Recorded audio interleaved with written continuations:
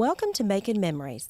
This is Lynda Wright at Randolph-Macon College. Today is November 2nd, 2011, and today I'm speaking with John Ahladas and Ranny Robertson. Yes, hi, this is John Ahladas. And Ranny Robertson. Thank you. We'll start with you, Mr. Ahladas. Can you tell us when and how you happened to come to Randolph-Macon College? Sure. I came to Randolph-Macon College in October of 1996.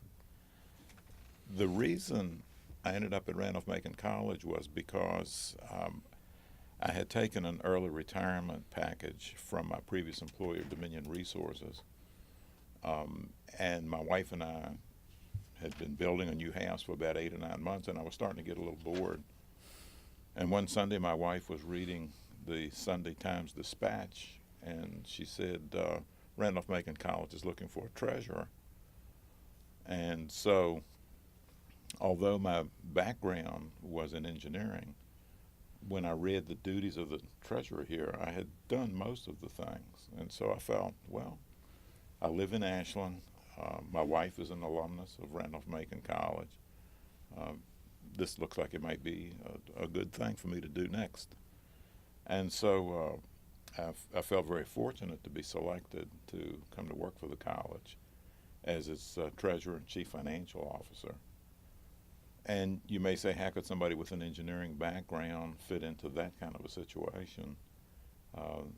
The reason it worked well and I felt like I was qualified was because my previous employer was very good about having its employees receive additional training. And so actually I was sent to graduate school for nuclear engineering.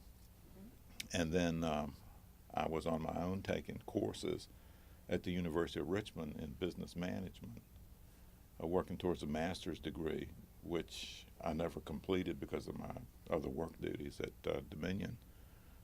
And then before I came to work here, my predecessor, Mr. Bill Ball, suggested that I go to the University of Kentucky and take some coursework in college management, which I did.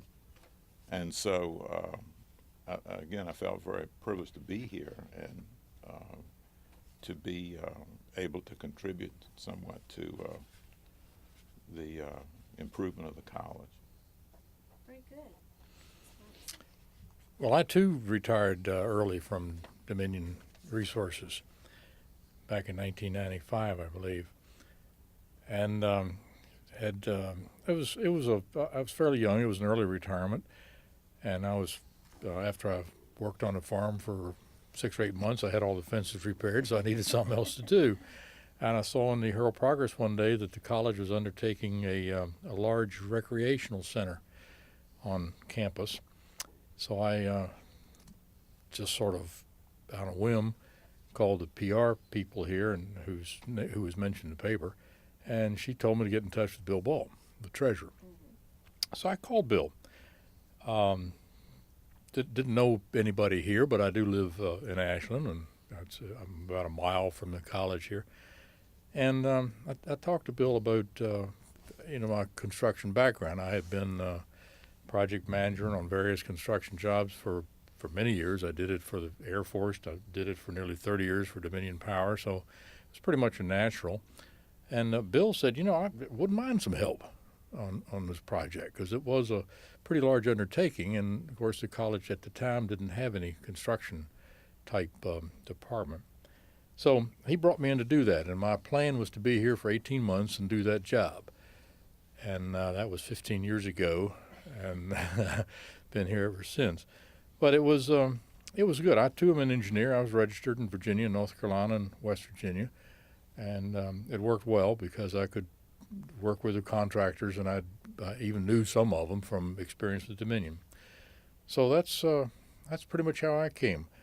I would comment that I like to tell folks every now and then that John and I have worked together for numerous years at Dominion, and when Bill called me one day and he says, Ranny, he says, I'm going to retire, and he says, you're probably the only person on campus that knows who my replacement's going to be.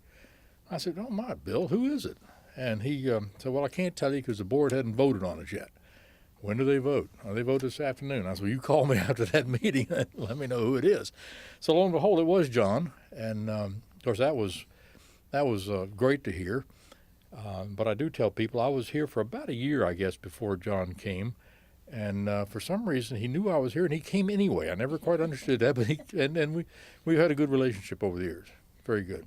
And the other side to that story is I couldn't have been more pleased because I knew, again, as Ranny said, I had known him for a number of years, and I knew what his work ethic was and his experience, and knew that there would be a number of projects we would be doing. And so I was extremely happy that Ranny was here. He's really done a tremendous job. Good.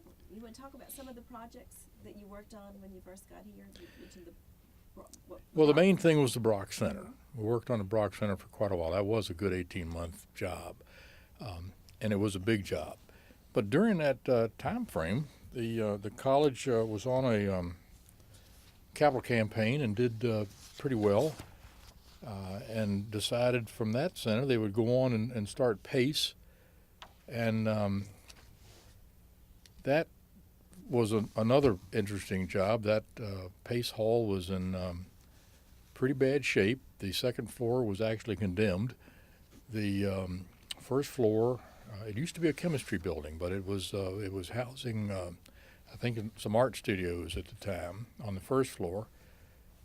And I remember that we did that job. It turned out very nice, and Mr. Bill Armistead was a major donor on that project.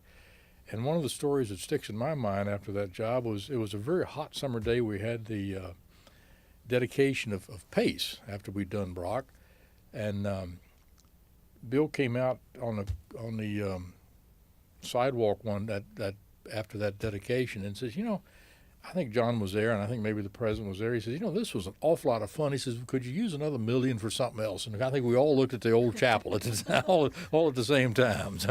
So he really helped us get those two old campus buildings going.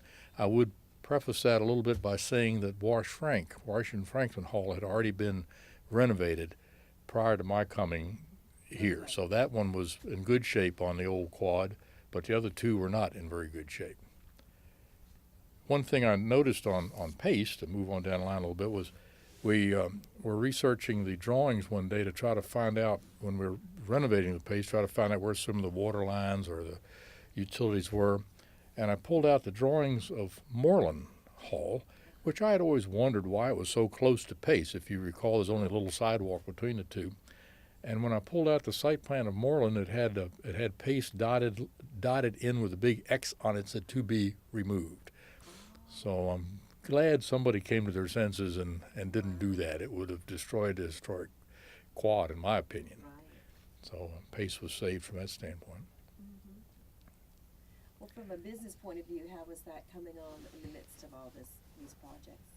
Well, as Randy mentioned, we were towards the end of the early capital campaign, which had been started under President Liddell Payne. And so things were somewhat winding down. Monies had been raised, and we did have funds to do these projects. But the one thing that really helped us do another number of projects was the fact that Thomas Branch second and third floors were not being used. Mm-hmm. And so we were able to get into the renovation of Thomas Branch, converting it back into a dormitory on the upper two floors, which provided 64 beds and revenues for us to be able to do other projects on campus. Mm-hmm. And so we had, under President Martin, the 175th anniversary of the college, and there was a fair amount of fundraising done there, something on the order of $5 million, which went into the endowment, which also helped us. It was unfortunate that the capital campaign that was planned in 2001 didn't materialize because of the information technology bust and the drop in the stock market.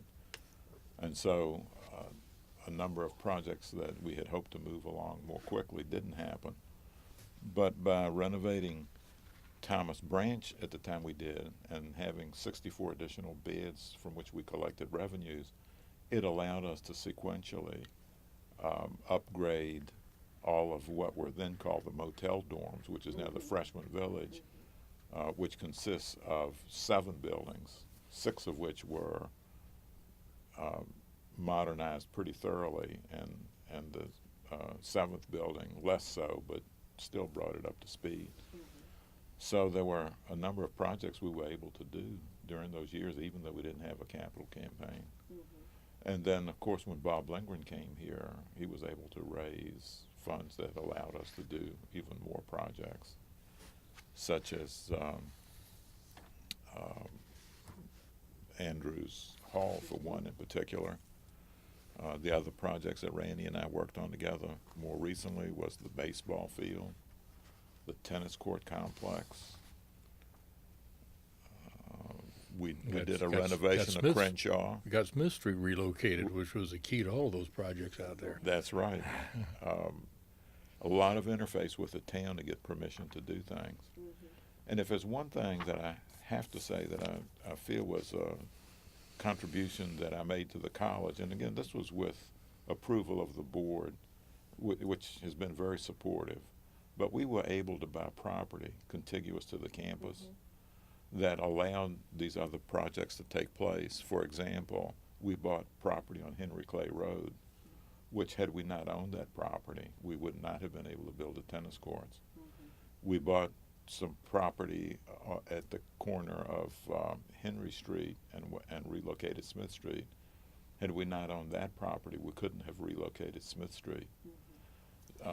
And so there were a number of key property purchases that were made during that time. We bought the Welcome Center, for example. And so things just worked out wonderfully well in that regard of being able to buy properties and then being able to use them to further a master plan.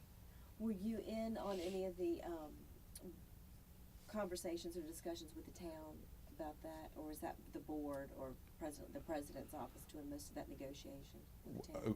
Well, with respect to getting approvals from the town. I guess you could buy the property without the town's approval, but how yes. the town, the relationship with the town as far as expanding Sure. their footprint? Well, we, in some cases, had to get rezoning. In some cases, we had to get conditional use permits from the town. And so Randy and I both spent a fair amount of time talking with the town of Ashland planning staff, then the town of Ashland Planning Commission, and then the town of Ashland Town Council to get approvals. I don't know how many meetings we didn't attend at night and speak up in favor of the college's projects that required these actions. In addition to rezonings, we had to get site plan approvals. There were just a whole host of things that we had to do with the town. And I will say that the town of Ashland, in particular, after Bob Lindgren arrived on the scene, was very cooperative in supporting what we wanted to do. We certainly didn't get everything we wanted, but we got what we needed to move these projects forward. So. Good. Well, were there any surprises when you were renovating old buildings? I'm sure you never know what to expect. So when you went into Old Chapel or the condemned upper floors, what sort of... I'd go back to Pace, I guess, on that question. When we started, and Pace was a completely gutted renovation. We took everything out of the building except the structural frame, the skeleton, if you will. But we found that some time back there had been a fire. A lot of the timbers inside the walls were severely scarred with charcoal from a fire. And after talking with Dr. Scanlon a little bit, we found out about the fire and actually found out that one of the fraternities did a bucket brigade and pretty much saved the building. But that sort of it speaks well for the building. Is that it's a tough old structure, and they couldn't even burn it down. Probably had something to do with the fact it was a chemistry lab. I imagine at one time they may have had an experiment go wrong or something. I really don't know what caused the fire. But that all, it's in fact the scarring is still within the walls. It's covered again, but somebody else will find it in the next renovation, I guess. over Thomas Branch was interesting because when we started working on Thomas Branch, let's see, the first floor had a few offices scattered around in it, a few staff offices. The second and third floors were barred shut, had plywood over the stairs and locks on them. And after we worked our way through the pigeons and the debris, we found an awful lot of old files from all kinds of different people, and it took a while to kind of sort some of those things out. Some of it may have come over in the archives over here. I'm not sure. I know we did find a whole lot of things from various fraternities and sororities. That at the time they probably said, "Oh, we don't care about that." But now, 20 years, that building was closed for some 25 well over years 20 or so. years. Was just boarded up. And of course now it's pretty much a jewel in the heart of the campus.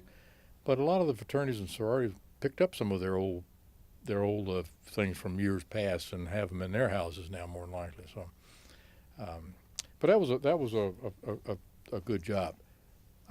I think that what I think back on as the best decision the college made during my tenure here is development of the master plan.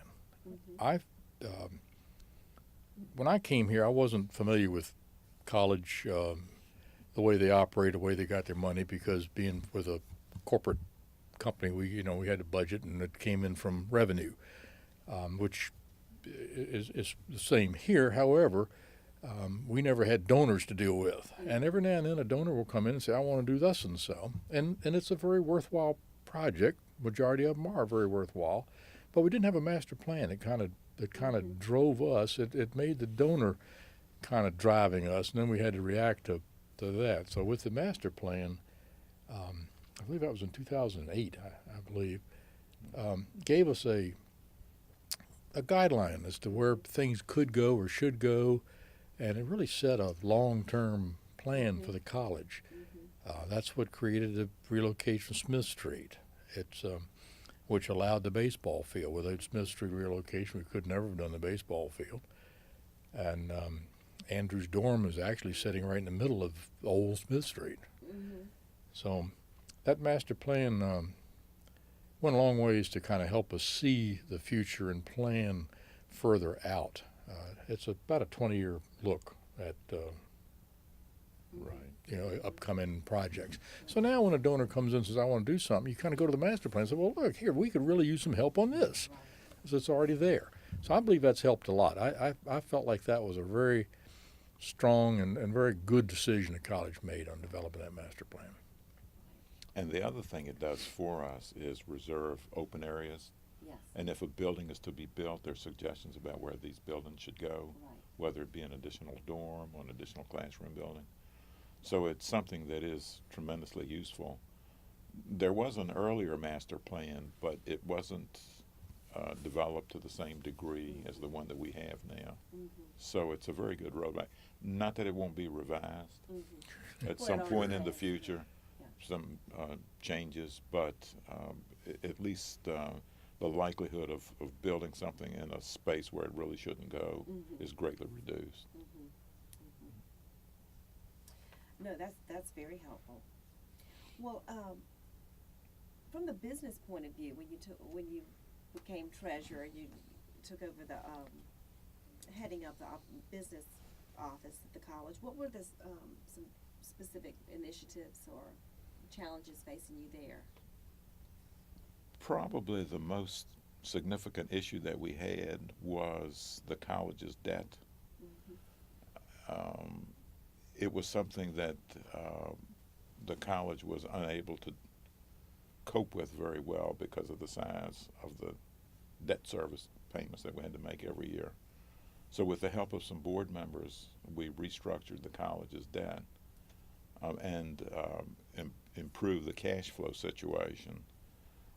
And also, it helped us improve our Standard & Poor's rating from an A- to an A, which meant that future borrowings would cost less in terms of the interest rates that would be applied to it. And the other challenges that existed are not terribly different than those that we see today, as far as we do well or we don't do well based on the number of students that enroll here. And so that particular challenge has been there for the whole time I've been here. The one thing that the college has been very good about, and it was driven by the Board of Trustees, and I may have said Board of Directors earlier, I meant Board of Trustees. I slipped back into my corporate world. But the Board of Trustees some time ago said that the college should present to them a budget which was balanced, and that is that expenses would not exceed revenues. And then they wanted controls in place that would keep the college during any one year from overspending. And one of the things that we were able to do was to bring in a new accounting system or an administrative computing system which tied all aspects of the college's operations into one software program, including modules that addressed admissions, modules that addressed development, college giving, modules that addressed the billing of students, the paying of bills, and so it was an enterprise-wide system that we implemented in, I think it was 2000, 2001. And what that allowed us to do then was to provide cost center managers with reports every month so that they could see how they were spending against what their budget was. And so one of the things that we did, which I think was also fairly significant, was to make the whole budgeting process more open and giving the folks who were requesting to spend money information that could help them decide whether or not they really could make the expenditure or not.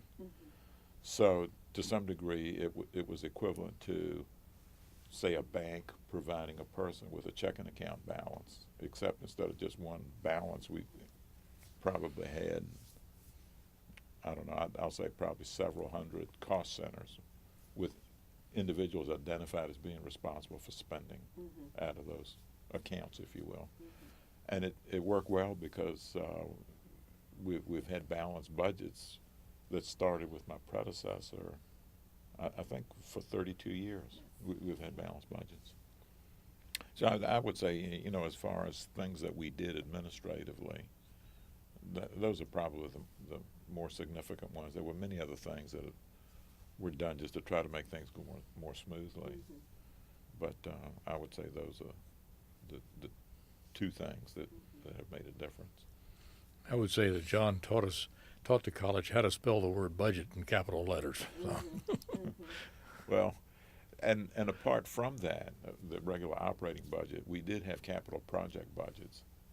And I've got to, you know, give all the credit to Ranny for keeping the expenditures on those projects within the budgets that we had put together initially. The budgets that Ranny put together, and we worked on some of these together, but it was mostly Randy's work, took into account all the various aspects of getting a project done.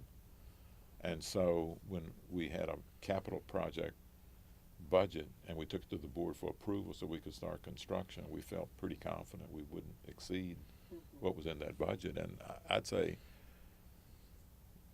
I don't know of a situation where we ever had to go back to the board and ask them for more money on a project. I don't think we went back to the board. We did bump the line a couple times, but I don't think we had to go back to the board. But we had some contingency money in those projects, and you know, in anticipation of unforeseen, especially when you're doing renovations, because you just don't know what you're going to get into sometimes. But I would say that the level of cost control on projects was also extremely good. Well, it sounds like it. If you never, And the renovations are kind of hard to control the cost on because you're not sure what you're going to get into. And it's interesting because I listed some, just in preparation for this discussion, I listed some projects. I didn't stop and do a tally as to what we've worked on over the years, but I went back and looked through some numbers. And after the Brock Center, which was a new building, the next new building that we did was Andrews Hall in 2011. So we went for 15 years there with doing all renovation projects, many dorms, a lot of various buildings. Some were just window changes and things like that, but they all had some cost impact. And I added up the cost bottom line in those 15 years.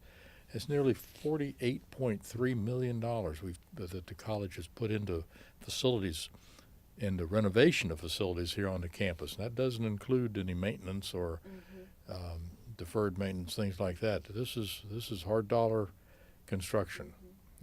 That's quite a sum of money, I think, over 15 years. And I'll add to that, a fair amount of that money was spent on things that would make the college more efficient. We're Randy and I both concerned about protecting the environment, and so when we did renovations, for example, we went with high energy efficient windows, more insulation, low water use, shower heads. And we're well on track for a LEED Gold certification on the Andrews Hall. We don't have that approved yet, but we're well on track. So Tell us about that. Andrews Hall is a special. well, Andrews was there's a statement in the master plan that we will attempt all of our new buildings to be LEED certified.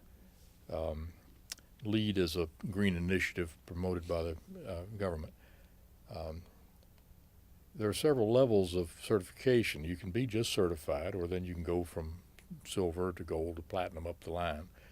But so we set out to do Andrews LEED certified.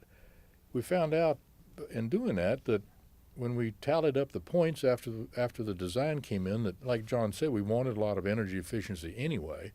So we had high efficiency windows, high efficiency insulation. We looked at HVAC systems that were going to give us good efficiency. We found out that, gee whiz, we had LEED silver pretty well wrapped up. And as it turned out, with a few other donations that some folks have made and a decision that the president wanted solar panels on the roof, and we were donated a car charger, they all got us a few LEED points as well. We like I say, if we don't lose many in the analysis and the review by the government, we should have a gold certificate on that building, which is exciting, I think. Now that building has several things we did, not I would say not directly for LEED certification, but things that we felt were smart to do. One of them being the HVAC system. The heating ventilation is all done through a geothermal system. There's a soccer field just north of the building. It has 35 wells underneath it that go down 380 feet deep, and all the water that circulates through the heat pumps in the building goes down through those wells and returns to the building, and we're using that as the resource to heating and cool the entire building. The entire building is heat pumps that are geothermal. Another aspect we're doing is we have the guttering on the roofing system is all captured, and that water goes down into a 10,000-gallon underground storage tank or cistern, and we pump that water back up through, and we use it for toilet flushing. So we're not using potable water, so to speak, for toilet flushing. That was an interesting item there, because we found out that, we couldn't do that in Hanover County. It wasn't legal. So we sat down with the Hanover authorities, which worked very well with us, and they actually used this project to rework the county code. So now that is legal throughout the county. We were the first, and probably right now still the only, that are doing it. But that system has worked very well. And then, as I mentioned, we have solar panels on the roof that are generating very well. They're not enough up there to completely take care of the building, but they do offset our utility usage, our electric usage. Those are the major things. I mean, the things you do every day. You have good insulated windows, good heavy insulation. We have blanket. We have a good foam insulation up in the attic. It's a pretty tight building energy-wise, and we think we're saved from the base model we think we're saving about 28% on our energy on that building from what a normal building construction would be. Mm-hmm.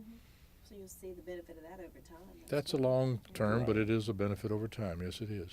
And, And all these energy projects actually have a return because they do save you Mm-hmm. money over time. Unfortunately, they do cost right much in the first level of it. Yeah. yeah, might be a little extra cost up front.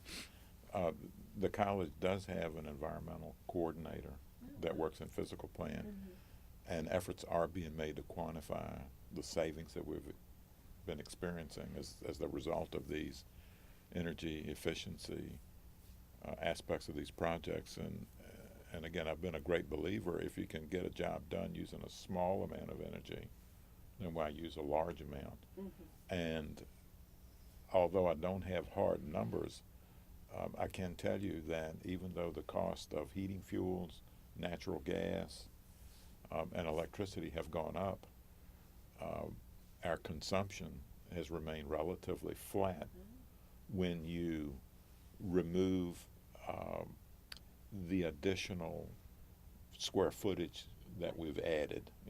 In other words, usage has gone up, but because we added Andrews Hall, let's say, or we air conditioned Crenshaw Gym where it wasn't air conditioned. But if you take those loads out, what you will find is that there have been savings in electricity, so that we haven't seen the amount of growth in utility expenses that we would have otherwise seen. Mm-hmm. So it really has paid off. Yes, I mean And it's Blackwell was air definitely- conditioned as well. That wasn't air conditioned. Blackwell when was we not came. air conditioned either. Yeah. So again, I'd like to think that we've done a very good job in trying to hold operating costs down, while at the same time making the campus easier to live in. And in fact, I think now probably Mary Branch is the only large building that's not air conditioned. I So may that's be due wrong for on the that. Is that up for the next renovation? At some point, it's in the Yeah. master plan to be renovated, right? It's just a matter of time, and it would take an interest on the part of a donor, I think, to make it work. Mm-hmm. So you never know when somebody might come along and want to contribute something towards that. Can you talk a little bit about, well, both of you worked with so many departments on campus because of the nature of your work. I mean, being treasurer, you had an influence or relationship with every department on campus, and because you were doing project management, you had to work with many of the departments. Can you talk a little bit about how that has been, or how it was different from being at Dominion, when maybe you might have been more compartmentalized in your work? I don't know, but can you just talk about the breadth of your experience on campus? Sure.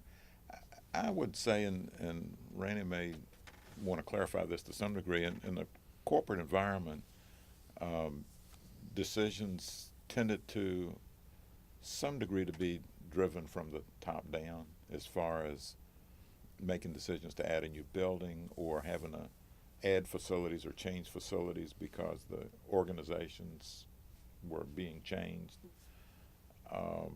There was input from those that would be affected, but not to the degree that we've experienced here at the college. For example, on Andrew's dorm, we had conversations with students, asking them, what would you like to have in a dorm? Had several meetings late at night when the students were available, like 9 or 10 o'clock at night. Yeah, right. As a matter of fact, When they were awake. yeah, which was extremely helpful. Then we had discussions with our board of trustees because of their interest, and then there were discussions with respect to things that a donor might be interested in, and then we work with outside architects to do the detailed design work, so they provided some input.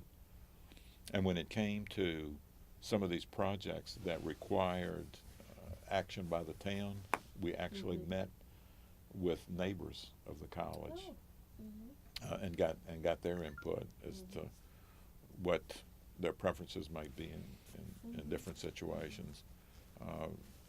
And I would say in particular with the development of the master plan, having town input with respect to where we were planning to locate buildings or reserve space for buildings and so forth to take their concerns into consideration. So I would say probably a lot of front end work to make sure that everybody was on board to the degree that we could get everybody on board before actually putting a shovel in the ground and starting work.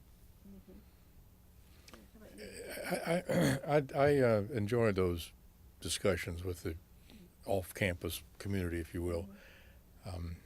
In fact, later this afternoon, I'm taking my replacement over to meet the planning director of the town of Ashland because where there's a lot of interplay between what we do and what they do because we're the elephant in the room. But I would go back and say that some of the things that I've really enjoyed as a project manager in construction was getting to know what some of our faculty and staff did in their respective areas. I'm an engineer. I know nothing about artists, but I enjoyed working with Ray Berry and bringing Pace Hall back into usable conditions. I didn't know anything about theater or acting, but working with Joe Mattis, we moved the Black Box Theater out of Old Chapel and put it over in the Blackwell Auditorium. Learned a lot about how that operates. So I was learning all the time from each of those, all of those people. I mean, I mentioned two, but there's numerous ones all through campus. Of course, we did a lot of dormitories, so I got quite familiar with the res life people, and learned, like John said, we try to find out what the student wants. We have our own ideas, but we need to make it. The buildings need to operate for the people that are in them, and that's where the faculty, staff, and students all come into play, and how you design and how you undertake a project. Some of the hardest things I would say that we did was. Of course, this is an active college community, and all of these renovations had to be done while students were studying and underway. One quick story I remember: the old chapel is fairly close to Moreland Hall, and we were working in the old chapel. Most contractors go to work about 7 or 7:30 in the morning. And I got an email one day from a student saying, "By golly, you're going to cause me to flunk out. I can't study. You're waking me up." And so I emailed him back. I said, "Well, what time do you think would be appropriate for us to start work?" And I got an email back that said 11 a.m. I didn't even answer that one. But you have to work with all those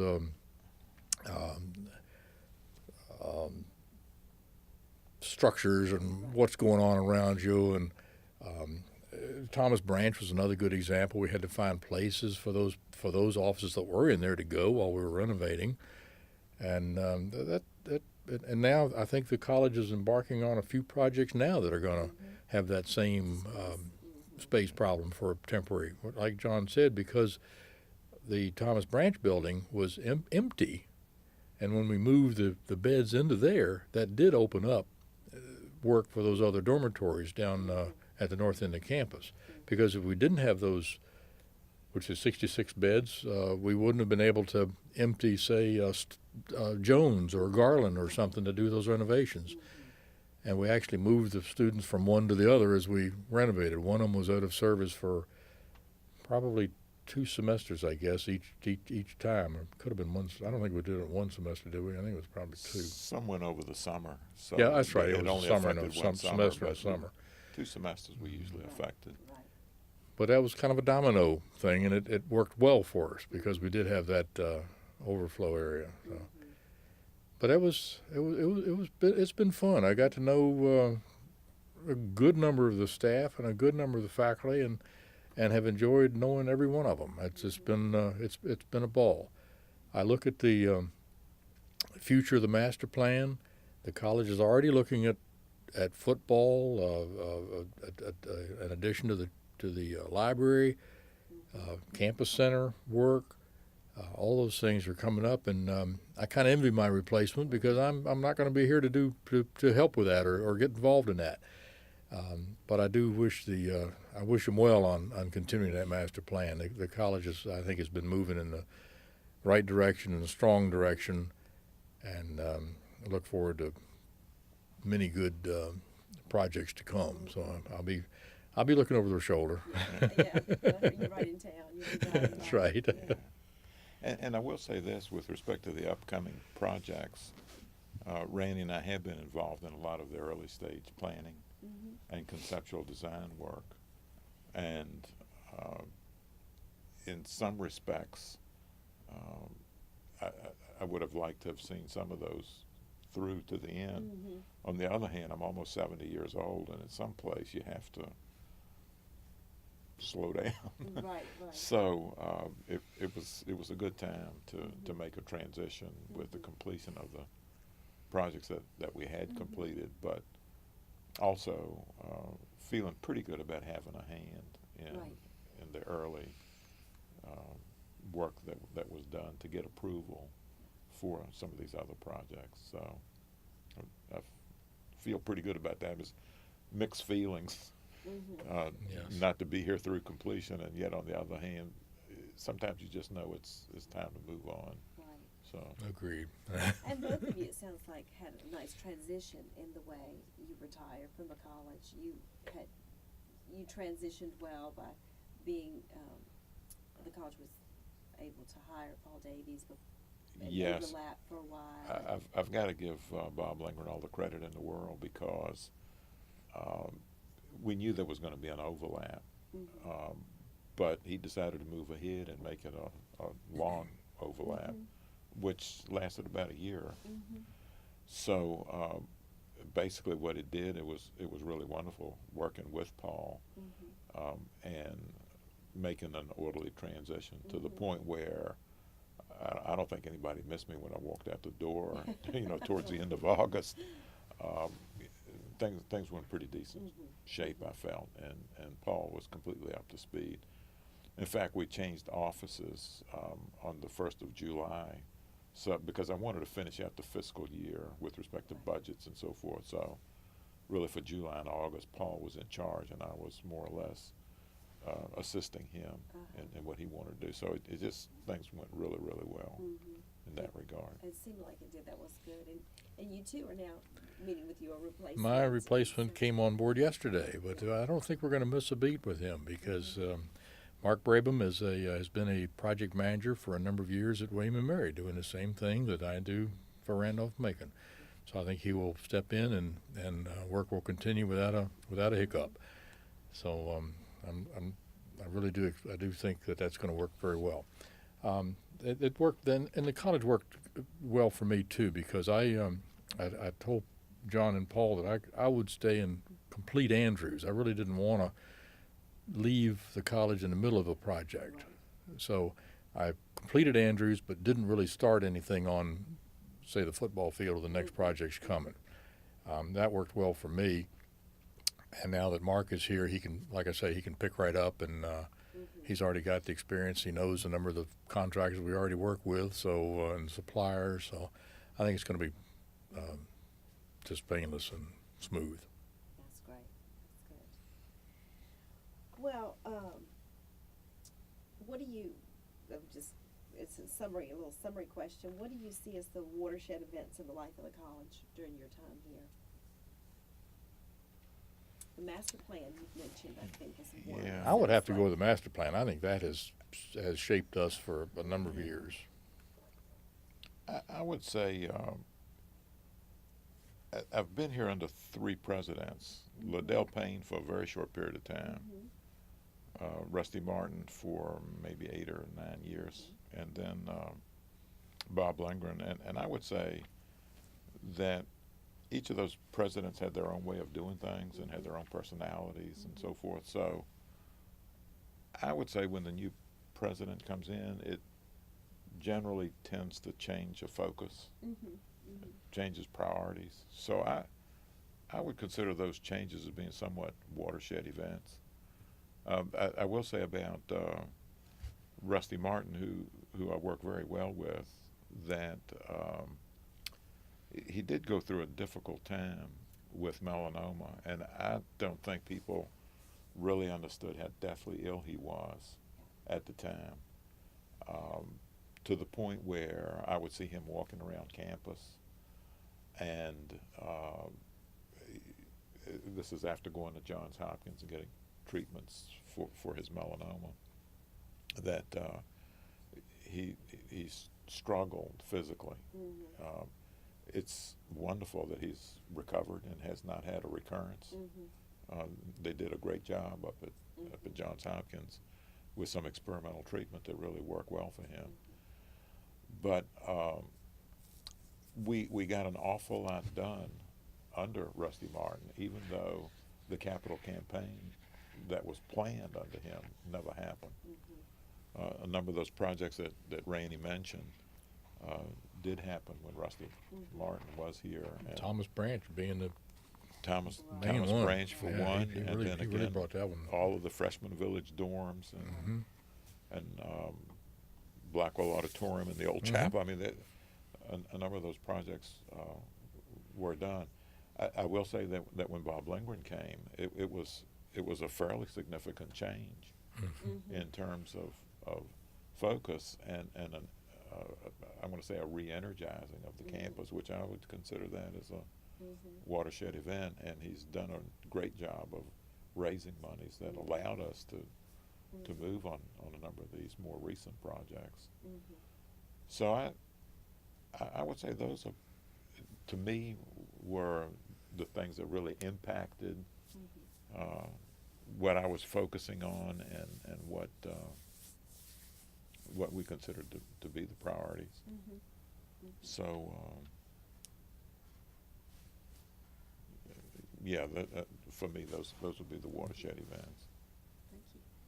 Well, any anecdotes or stories that you'd like to share about people or an experience while you were working here that you remember? Well, I have to say, when I came to work for the college, my goal was that I could contribute something to the betterment of the college. And I felt very fortunate over the years that I was here to have people working for me who were excellent at what they did, that I think to some degree helped me achieve that goal. One person certainly can't do that much by oneself, but when you've got a good team of people and everybody's kind of pulling together, then things happen and happen well. And so I'd like to think that if you want to look at things from a historical perspective somewhere down the road, people would say, you know, that was a good 15-year period. Mm-hmm. And hopefully people will feel that things had improved.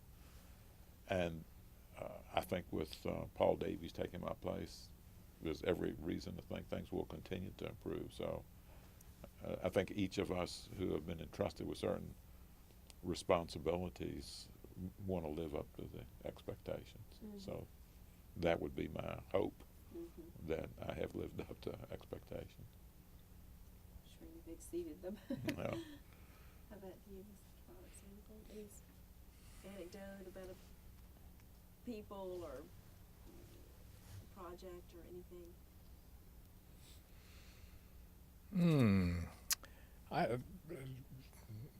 I've mentioned about Bill Armistead. I think that was Mm-hmm. a fun day. But overall, no, it's been nice. I think the college has funded some very good projects. I hope we've pulled them off in good fashion. I like to tell people that, you know, when we build a building, we're going to expect to own it for 150 years, and I think we've got structures out there that we will. Future generations will look back and look at these buildings and say, I'm hoping they'll say, you know, they were well done. So hope so. But it's been fun. it's been fun. Like I say, I plan to be here for about 18 months, and that was 15 years ago. So I've thoroughly enjoyed it. It's been a good ride. I really enjoyed it. Good. Any final thoughts? No, other than I'm going to, somewhat miss the close relationship I've had with Ranny over all these years, and but I still live in Ashland, and I drive down England Street practically every day, and so the campuses there are never very far away from my thoughts, and also the all the good folks that I met while I was here. I cherish that. Well, I'm sure you'll both be back for some groundbreakings in the near future. And Hope to see some of them. dedications. Yes, indeed. Yeah, I know you're Yes, gonna be part of indeed. that. And this, John, and maybe we won't be meeting in the office on occasion, but we can always meet in Suzanne's or the Iron Horse, yeah. or there's plenty of places around. No problem. Yeah. It's been fun. It's been Thank you. It's been very good. Thank you. Well, thank you both for making memories with us here today.